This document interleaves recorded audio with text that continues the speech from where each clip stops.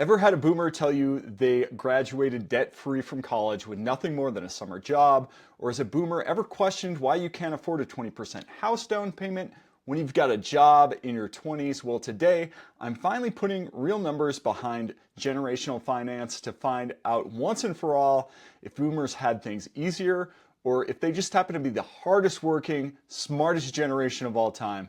And I think the results are going to surprise you to find out how much faster you'd be able to pay for college, a new car, a house, but more on that later. So let's walk through this calculator so you know how it works, and let me know in the comments below if you think boomers had an easier time from a personal finance perspective. And if you want to enter your own numbers into this calculator, there's a link to it in the info box below this video. There's no opt-ins or anything like that, so you can use it right away to prove the boomer in your life right, or maybe prove them wrong. So let's get started. So this tool starts out with a typical millennial salary making around $62,000, so not too bad.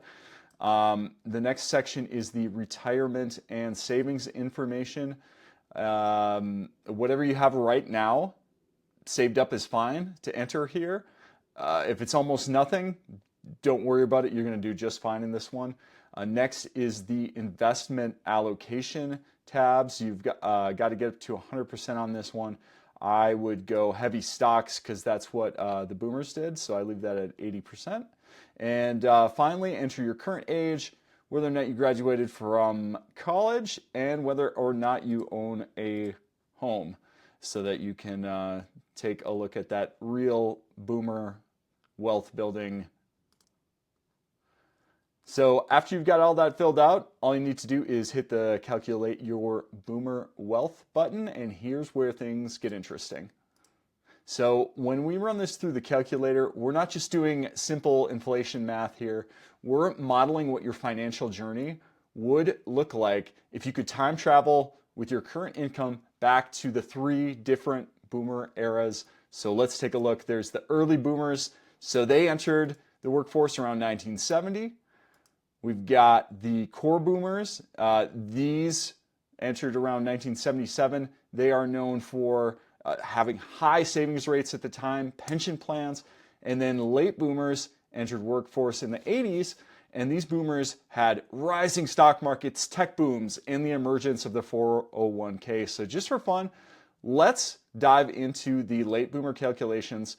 So say we've got the current income of $62,000. So back in 1988, the equivalent would be like making $21,686 per year. Now let's see what that salary could get you by clicking on this View Purchasing Power Comparison button.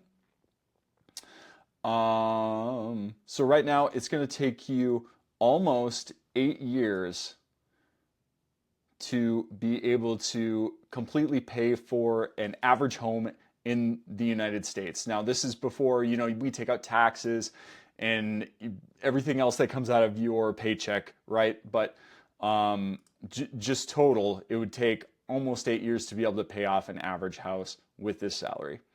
And you can see if you go back in time to 1988, your exact same equivalent salary, you could have paid for an average home in almost half the time. So you'd save 3 years, 7 months of savings. The time it takes to pay for an average new car actually isn't that much different between now and then. It would only take, just an extra month to be able to pay for that.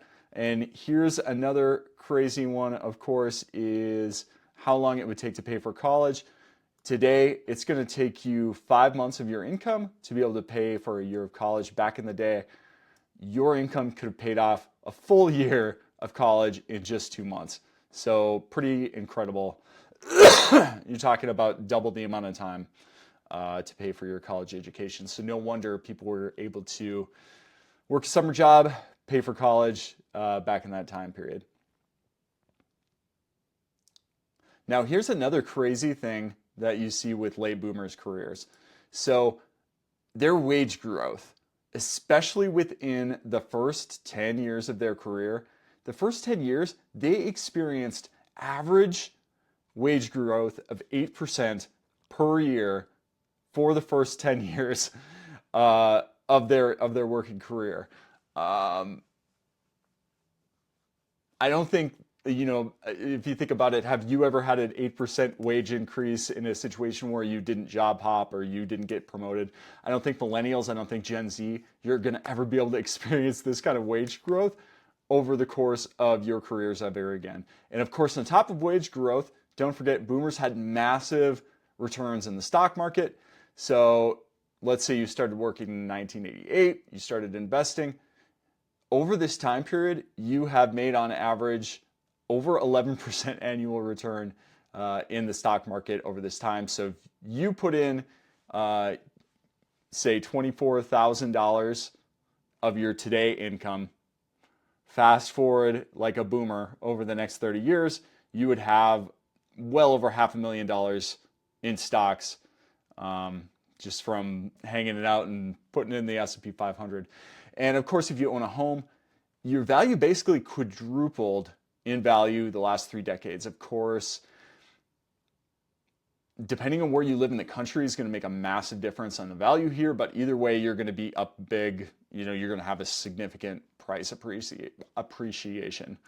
And finally, I want to point out the Boomer Journey results. This shows how much your current savings would translate to Boomer savings. So for example, you can see that your current savings, based on what I put into the tool, you put $200 a month into your savings. Right now, that would be like putting $70 a month in $1988 for a boomer. So what I have learned from running these numbers, well, the data pretty clearly shows that boomers weren't just working harder, they weren't just being smarter with their money. They had some serious economic tailwinds, helping them build wealth, 8% annual wage growth, sometimes 10% without job hopping, houses at 2 or 3 times your annual salary, college tuition you could actually pay off in the summer.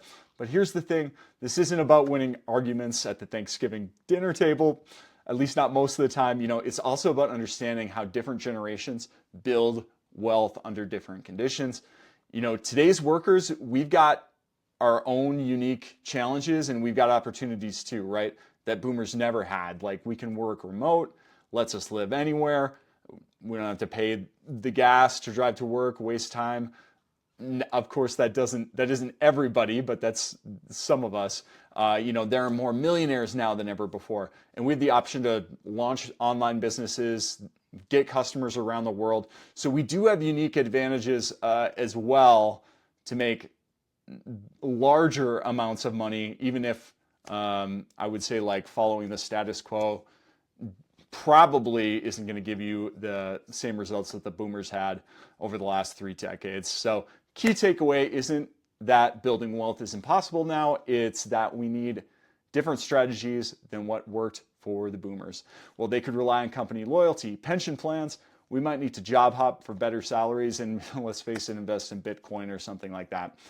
While they could count on their savings accounts and a 401k, we might need to be a little bit smarter, more savvy, and diversify our income streams. So if you like this video, I'm always releasing new financial and business calculators just like this one to help you crunch the numbers on your next idea. Thanks for watching.